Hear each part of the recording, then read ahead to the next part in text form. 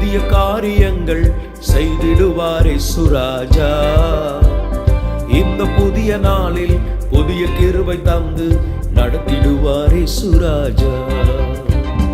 இந்த புதிய ஆண்டில் புதிய காரியங்கள் செய்திடுவாரே சுராஜா. இந்த புதிய நாளில் புதிய கிருபை தந்து நடத்திடுவாரே சுராஜா. வருஷத்தை நன்மையால் முடி சூட்டுவார், பாதைகள் நெய்யாக பொழி செய்வாரே.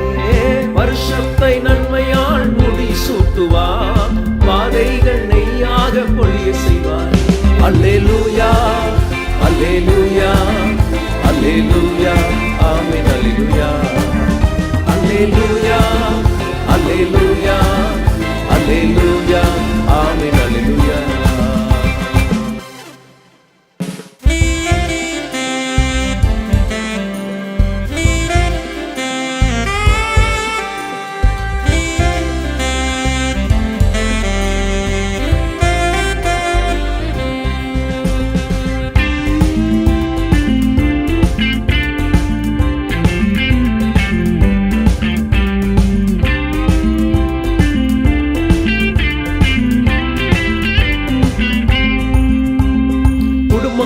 வேலி அடைத்து காத்திடுவாரே, இரட்டிப்பான நன்மைகளால் நிரப்பிடுவாரே.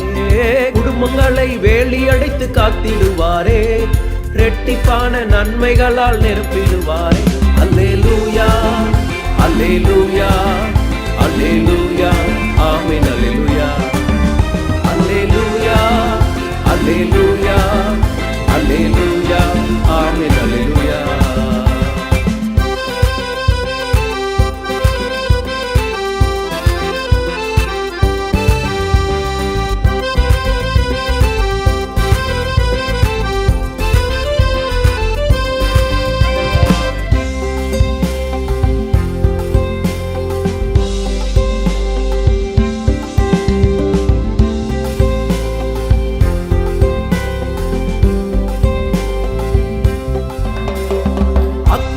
ஜுவாலையாக பயன்படுத்துவார், ஆத்துமாக்கள் திரள் திரளாய் தந்திடுவாரே. அக்கினி ஜுவாலையாக பயன்படுத்துவார், ஆத்துமாக்கள் திரள் திரளாய் தந்திடுவாரே. அல்லேலூயா அல்லேலூயா அல்லேலூயா ஆமென் அல்லேலூயா. அல்லேலூயா அல்லேலூயா அல்லேலூயா ஆமென் அல்லேலூயா.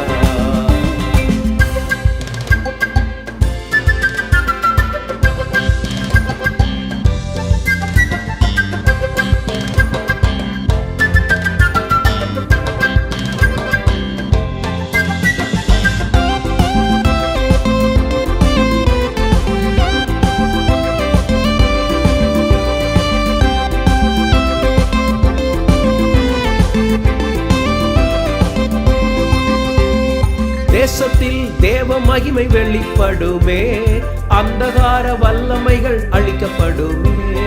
தேசத்தில் தேவ மகிமை வெளிப்படுமே, அந்தகார வல்லமைகள் அழிக்கப்படுமே. அல்லேலூயா அல்லேலூயா அல்லேலூயா ஆமென் அல்லேலூயா. அல்லேலூயா அல்லேலூயா அல்லேலூயா ஆமென் அல்லேலூயா. புதிய ஆண்டில் புதிய காரியங்கள் செய்திடுவாரே சுராஜா.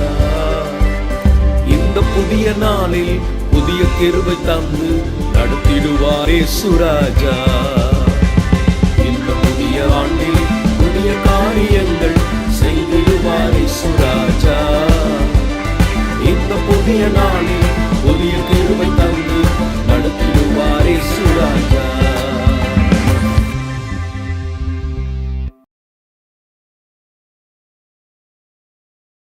இந்த செய்தியுடைய தலைப்பு மறுரூபமான வாழ்வு. மறுரூபமான வாழ்வை தேவன் விரும்புகிறார். மார்க் 9:2 வாசிங்க. 6 நாளைக்கு பின்பு இயேசு பேதுருவையும் யாக்கோபையும் யோவானையும் அழைத்து உயர்ந்த மலையின் மேல் அவர்களை தனியே கூட்டிக் கொண்டு போய் அவர்களுக்கு முன்பாக மறுரூபமானார். இயேசு உயர்ந்த மலைக்கு தன்னுடைய சீஷர்களை கூட்டிக் கொண்டு போய் அங்க போய் என்ன செய்தாராம்? அவர் மறுரூபமானார். இயேசு மறுரூபமான அனுபவத்தை தனக்குள் என்ன செய்திருந்தார்? வைத்திருந்தால் மறுரூபமான வாழ்வு அவருக்குள் இருந்தது. அந்த மறுரூபத்தை தன்னுடைய சீஷர்கள் கண்டு கொள்ள விரும்பினார். ஏன்னா அவங்களுக்குள்ளேயும் அந்த மறுரூபமான வாழ்வு வேண்டும் என்பதற்காக.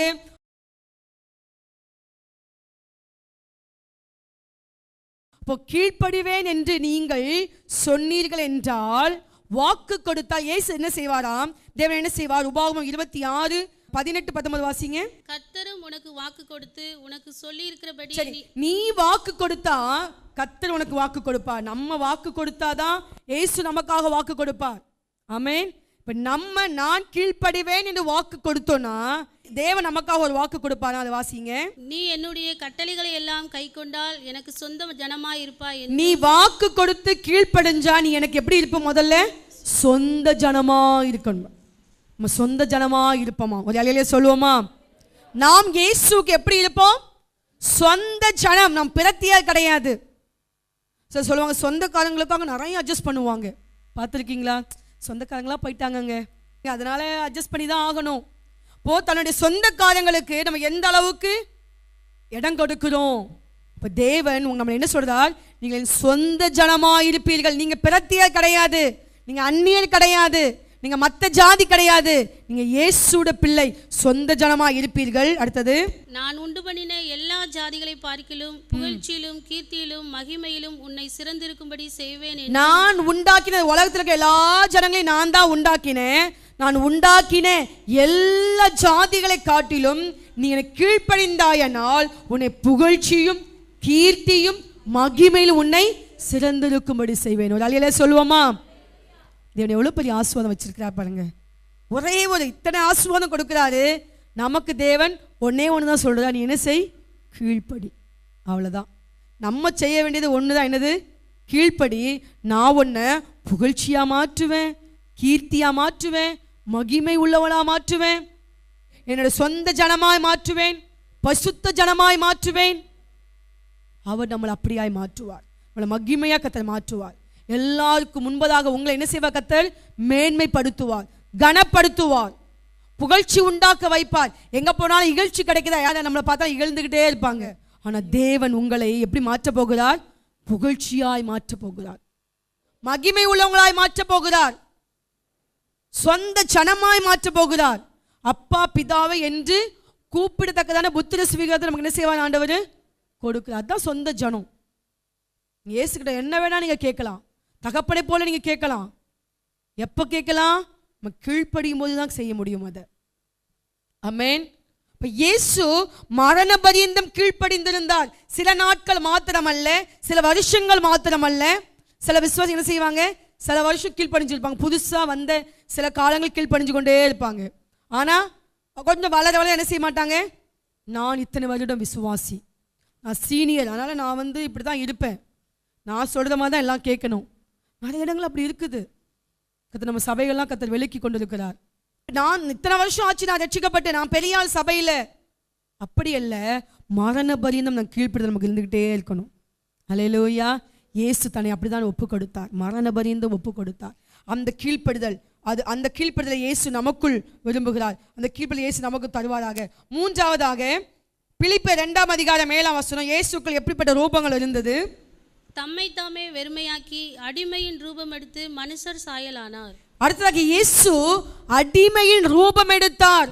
முதலாவது சொன்னேன், தேவனுடைய ரூபத்தை தனக்குள் பெற்றிருந்தார், மனுஷ ரூபமாய் இந்த உலகத்துக்கு வந்தார். அடுத்ததாக மனுஷ ரூபமாய் மாத்திரமல்ல, அதுக்கு கீழே போயிட்டார். எங்க போயிட்டாரு? அடிமையின் ரூபம் எடுத்தார். ஒரு அடிமையாய் இயேசு ரூபம் எடுத்து இந்த உலகத்துக்கு வந்தார். அடிமையை போல. யோசிச்சு பாருங்க, அவர் எங்க மாட்டு கொட்டையில அவளை படுக்க வைத்தாங்களாம். எங்கேயோ பிறந்திருக்கிறாரு. அவர் மாட்டு தொழுவத்தில் என்ன செஞ்சிருக்கிறாரு? அவரு அங்கதான் அவரை படுக்க வச்சிருக்கிறாங்க. அப்படி நாசிரியத்துக்கு போயிட்டார். அவங்க ஒரு தச்சனின் மகனாக வளர்க்கப்பட்டார். யோசிச்சுப்பாங்க, தச்சனுடைய மகன், ஆசாரி வேலை செய்கிறவர். அப்படிதான் என்ன செஞ்சிருப்பாங்க? இயேசுவை நினைச்சிருப்பாங்க. யார் அவரு? அவர் பரலோகத்துக்கு சொந்தக்காரர். ஆமென். இந்த பூமி அனைத்துக்கும் சொந்தக்காரர் இயேசு. ஆனா எப்படி உலகத்துக்கு வந்தாரா? அடிமையின் ரூபம் எடுத்து தம்மை தாமே வெறுமையாக்கி. எப்படி வந்தார் இயேசு? தம்மை தாமே வெறுமையாக்கிட்டார். ராஜாதி ராஜா அதை வெறுமையாக்கிட்டார். மகிமையின் தேவன் வெறுமையாக்கிட்டார். பசுத்தமுள்ள தேவன். அவர் என்ன செய்ய முடியாது? பார்க்க முடியாது. அக்கினி பட்சிக்கிற அக்கினி போல இருப்பார். அவரை பார்க்க முடியாது. அதை வெறுமையாக்கிட்டாரு. எல்லாவற்றையும் வெறுமையாக்கிட்டார். வெறுமையாக்கி அடிமையின் ரூபம் எடுத்து வந்தார். அல்லேலூயா. எல்லாத்தையும் வெறுமையாக்கினார். வெறுமையாக்குறதுனா என்ன? உங்க வீட்டில் போய் எல்லா ஜாமானும் எடுத்து வெளியே வச்சுட்டு வீட்டை பாருங்க, எப்படி இருக்கும்? வெறுமை. அப்படித்தான் இயேசு தனக்குள் இருந்த எல்லாவற்றையும் எடுத்து விட்டு வெறுமையாய் இந்த இடத்துக்கு வந்தார். வெறுமையாக்கி அவருடைய மேன்மையை வெறுமையாக்கிட்டாரு. அவருடைய புகழ் கீர்த்தியை வெறுமையாக்கிட்டாரு. ராஜாதி ராஜாங்கிற அந்த அந்தஸ்தை வெறுமையாக்கிட்டார். ஒரே பேரானுடைய குமாரன் அந்த பெரிய அந்தஸ்தெல்லாம் வெறுமையாக்கிட்டார். எல்லாத்தையும் வெறுமையாக்கி அடிமையின் ரூபம் எடுத்தார். அல்லேலூயா. முடியுமா யாராலையும்? இந்த இயேசுக்குள் இந்த ரூபம் இருந்தது, அடிமையின் ரூபம். நம்மளை யாராவது நம்முடைய ஸ்தானத்தை விட்டு கொஞ்சம் இறக்கிட்டா நம்ம என்ன செஞ்சிருவோம்? சொல்றாரு, சல்லன்னு ஏறிடுதுங்க. எப்படி ஏறுதா? ஆமா, சல்லன்னு ஏறுதா. அப்படி ஏறுது. எப்படி ஏறும்? இயேசு தனக்குள் இருந்த எல்லாவற்றையும் வெறுமையாக்கி அடிமையின் ரூபம் எடுத்தார். நமக்கு சல்லன் ஏறவே கூடாது.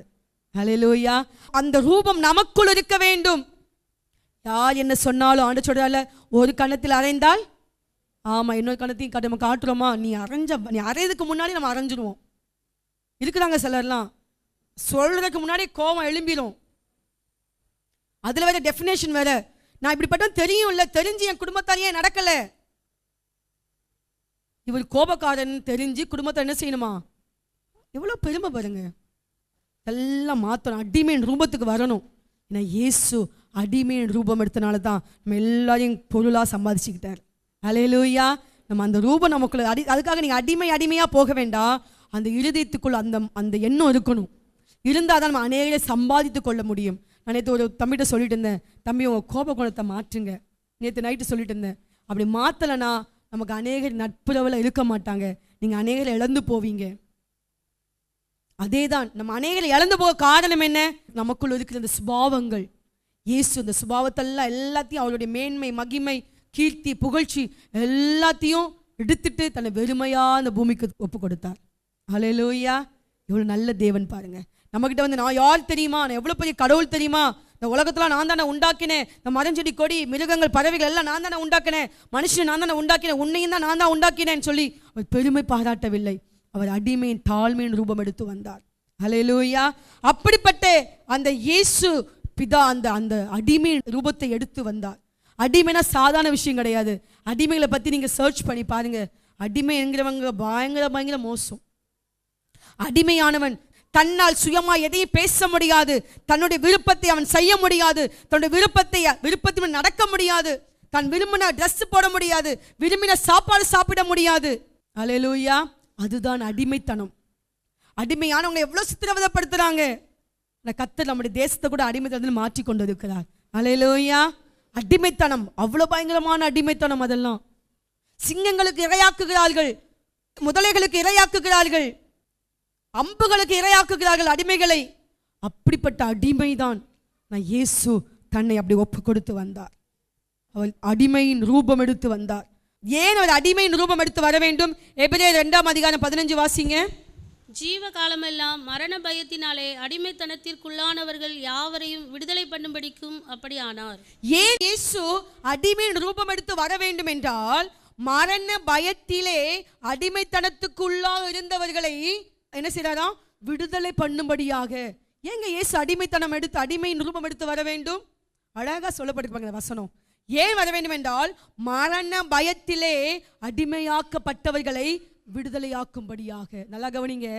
மரண பயத்தில் அடிமையாக்கப்பட்டவர்கள், ஏதோ ஒரு காரியங்களில் அடிமையாக்கப்பட்டவர்கள், பாவத்துக்கு அடிமையாக்கப்பட்டவர்கள், சாபங்களுக்கு அடிமையாக்கப்பட்டவர்கள், வியாதிக்கு அடிமையாக்கப்பட்டவர்கள், பிசாசின் பிடிகளுக்கு அடிமையாக்கப்பட்டவர்கள். இப்படிப்பட்ட நபர்களை கர்த்தர் விடுதலை பண்ணுவதற்காக தான் அடிமை ரூபம் எடுத்தார். அல்லேலூயா. ஏனென்றால் அவர் அடிமை ரூபம் எடுத்து வந்தாதான் அப்படிப்பட்டவங்களுடைய மனசு எப்படி இருக்கும், எப்படி வேதனைப்படுவாங்க, எப்படி கண்ணீர் வடிப்பாங்க, எப்படி சிந்திப்பாங்க, எப்படி யோசிப்பாங்க, அதெல்லாம் அவர் அறிந்து கொள்வதற்காகத்தான் ஒரு அடிமையின் ரூபம் எடுத்து இந்த உலகத்துக்கு வந்தார். அல்லேலூயா. அதுல 2 அதிகாரம் 18 வாசிங்க. ஆதலால் அவர்தாமே சோதிக்கப்பட்டு பாடுபட்டதினாலே அவர் சோதிக்கப்படுகிறவர்களுக்கு உதவி செய்ய வல்லவராயிருக்கிறார். அதனால தான் அவர் அடிமையின் ரூபம் எடுத்ததுனால தான் சோதிக்கப்படுகிறவர்களுக்கு உதவி செய்ய வல்லவராயிருக்கிறார்.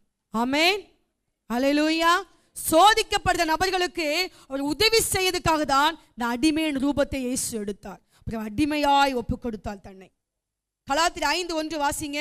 அடிமையாய் ஒப்பு கொடுத்த நாம் எதை மறுபடியும் செய்யக்கூடாது? ஆனபடினாலே நீங்கள் மறுபடியும் அடிமைத்தனத்தின் நுகத்துக்குட்படாமல் கிறிஸ்து நமக்கு உண்டாக்கின சுயாதீன நிலைமையிலே நிலை கொண்டிருங்கள். அடிமை நுகத்தை உடைத்து போட்டு விடுதலையாக்கப்பட்டவர்கள் மறுபடியும் எதிலே அவர்கள் விழக்கூடாது? மறுபடியும் அடிமை நுகத்துக்குள் என்ன செய்யக்கூடாது? போகக்கூடாது. அடிமை நுகனா என்ன?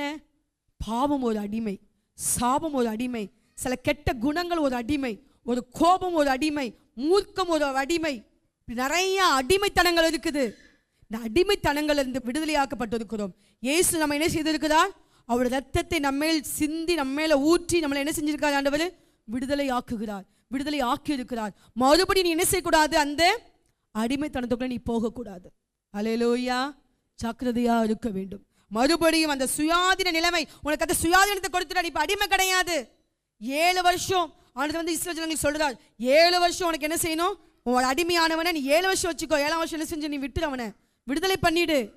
ஆனா உன்னை விடுதலையை ஆக்கி வச்சிருக்கிறார் ஆண்டவர். நீ மறுபடியும் என்ன செய்யாத, போய் அடிமைக்குள்ள போய் சிக்காத, அந்த நுகத்தடிக்குள்ள போய் மாட்டிக்கொள்ளாத. கர்த்தர் நமக்கு எச்சரிக்கையாய் கொடுக்கிறார். லூக்கா 1:48 வாசிங்க.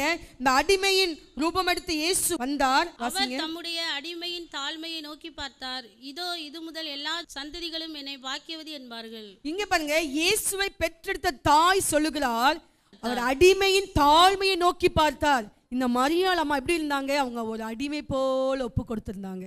இயேசு ஏன் கத்த இந்த மரியாளை செலக்ட் பண்ணார்னா, இயேசு அடிமையின் ரூபம் எடுத்து இந்த உலகத்துக்கு வர்றதுக்காக அடிமையாய் யார் தன்னை தேவனுக்கு ஒப்பு கொடுத்திருக்கிறாங்களோ அவங்கள தேடிக்கொண்டே இருந்தார். மரியாளை கண்டுபிடிச்சிட்டார். மரியாள் எப்படி ஒப்பு கொடுத்திருந்தாங்களா? அடிமையா தன்னை ஒப்பு கொடுத்திருந்தாங்க. அதனால தான் அடிமையின் ரூபம் எடுத்து வரக்கூடிய இயேசுவை மரியாள் வயிற்றுல கொண்டு போய் வச்சுட்டார் ஆண்டவர். அல்லேலூயா. அப்போ இந்த அடிமையாய் நாம் ஒப்பு கொடுக்கும் போது நம்ம இயேசு நம்மளை கொண்டு என்ன செய்கிறார்? அவர் பயன்படுகிறார். கர்த்தர் நம்மளை ஆசீர்வதிக்கிறார். நமக்குள்ள பெருமைகள் இருக்கக்கூடாது, அகந்தைகள் இருக்கக்கூடாது, தேவனுக்கு பிரியமில்லாத குணாதிசயங்கள் இருக்கக்கூடாது. தேவன் விரும்புகிற குணங்கள் நமக்குள் வருவதாக. அடுத்ததாக இயேசு எப்படிப்பட்ட ரூபமுடையவராய் இருந்தார்? 4வதாக ஏசாயா 53:2 வாசிங்க. இளங்கிளையை போலவும் வறண்ட நிலத்திலிருந்து துளிர்க்கிற வேரை போலவும் அவனுக்கு முன்பாக எழும்புகிறார். அவருக்கு அழகும் இல்லை, சௌந்தரியமும் இல்லை. அவரை பார்க்கும்போது நாம் அவரை விரும்பத்தக்க ரூபம் அவருக்கு இல்லாதிருந்தது. இங்கே இயேசுக்கு ஒரு ரூபம் கொடுக்கப்படுகிறது. என்ன ரூபமா? விரும்பப்படத்தக்க ரூபம் அவருக்கு இல்லையா? ஏன் தெரியுமா? இயேசு அந்த அளவுக்கு கொடூரமாய் நடத்தப்பட்டார். ஆகாய் 2:7 வாசிங்க. சகல ஜாதிகளையும் அசைய பண்ணுவேன், சகல ஜாதிகளாலும் விரும்பப்பட்டவர் வருவார். இயேசு பற்றி சொல்லப்பட்டிருக்கிறது இங்க, சகல ஜாதியாராலும் விரும்பப்பட்டவர் வருவார். இயேசு தான் சொல்லப்பட்டிருக்கிறது அங்க. இயேசு யார்? சகல ஜாதிகள், சகல கோத்திரம், சகல பாஷை, சகல மனுஷங்க எல்லாரும் விரும்பப்படத்தக்கவராய் இயேசு இந்த உலகத்துக்கு வருவார். ஆனா இங்க சொல்லப்பட்டிருக்கிறது, அவர் விரும்பப்படத்தக்க ரூபம் அவருக்கு இல்லாதிருந்தது. அப்படிப்பட்ட விரும்பப்படத்தக்க ரூபமுடைய இயேசு தன்னுடைய முகத்தை விரும்பப்படத்தகாத முகமாய் மாற்ற வேண்டியதா இருந்தது. காரணம் என்ன? அவர் அந்த கேடு அடைந்தார். யாருக்காக? நம்முடைய பாவங்களை அவர் ஏற்றுக்கொண்டு, அகில உலகத்தின் பாவத்தையும் தன்மேல் ஏற்றுக்கொண்டு ஒரு பாவியை போல தொங்கினார். அவருடைய முகம் அந்த கேடு அடைந்தது. அகோரமாய் காணப்பட்டார். அவரை யாரும் திரும்பி பார்க்க முடியல. உளப்பட்ட நிலத்தை போல என்ன செய்தார்? காணப்பட்டார். அவர் முகத்தை திருப்பிக் கொண்டோம் என்று சொல்லப்பட்டிருக்கிறது. அதை பார்க்க முடியவில்லை. அந்த அளவுக்கு அந்த கேடு அடைந்தார் இயேசு. அந்த அளவுக்கு வியாகுலத்தோடு இருந்தார். அவருடைய முகங்கள் சிதைக்கப்பட்டது. அவருடைய சரீர அவயவங்கள் உளப்பட்ட நிலத்தை போல காணப்பட்டது. ஏன்? எதற்காக? உனக்காகவும் எனக்காகவும் தான். உன்னுடைய நீ அநேகராலே விரும்பப்பட வேண்டும் என்பதற்காக. உன்னுடைய பாவத்தின் நிமித்தம், உன்னுடைய அக்கிரமத்தின் நிமித்தம், உன்னுடைய பொல்லாத குணத்தின் நிமித்தம் உன்னை அநேகர் பகைப்பாங்க, உன்னை வெறுப்பாங்க. அப்படி இருக்கக்கூடாது என்பதற்காக இயேசு என்ன செய்தார்? உன்னை அநேகர் விரும்ப வேண்டும், உன்னை அநேகர் போற்ற வேண்டும், உன்னிடத்தில் அநேகர் நட்புறவாக இருக்க வேண்டும், உன்னை அநேகர் அன்பு செலுத்த வேண்டும் என்பதற்காக உனக்குள்ள இருந்த எல்லா அந்த கேடுகளையும், உனக்குள்ள இருந்த எல்லா அருவருப்புகளையும், எல்லா பாவங்களையும் அவர் தன்மேல் ஏற்றுக்கொண்டு அவர் அந்த கேடு அடைகிறார். விரும்பப்படத்தக்க ரூபம் அவருக்கு இல்லாதிருந்தது.